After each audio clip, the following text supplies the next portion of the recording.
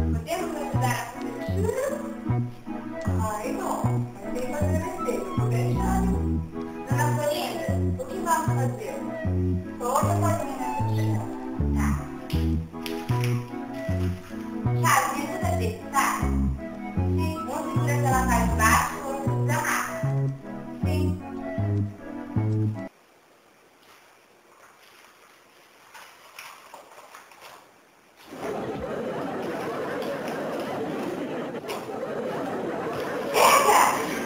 Você segura pela parte de baixo, que eu desamarro.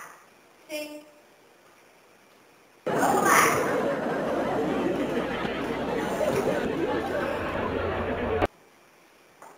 O quê? O que foi? Uma mosca? Deixa eu ver. Já foi? Mas agora a minha vez de ver outra mosca. Sim. Chaves. Veja, uma mosca.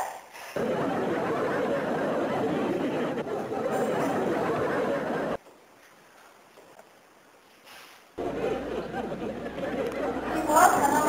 Que coisa, não? O que está acontecendo? Ah, dona, a culpa é toda do Chaves que disse que tinha uma mosca na farinha.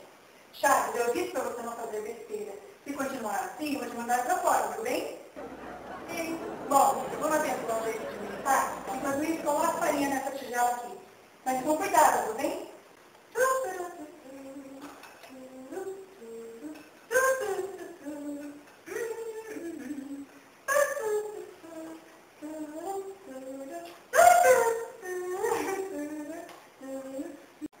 Chave, olha, por favor, vai 3 ovos daqueles ali em cima da geladeira?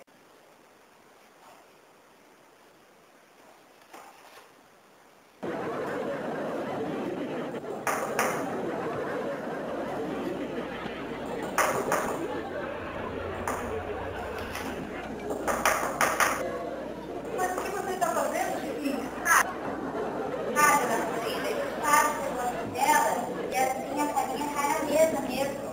Eu faço. Olha só, que agora, o que você está fazendo? Mas a senhora mandou pegar 3 ovos daqui, menina. Mas para pegar os ovos, primeiro você tem que tocar a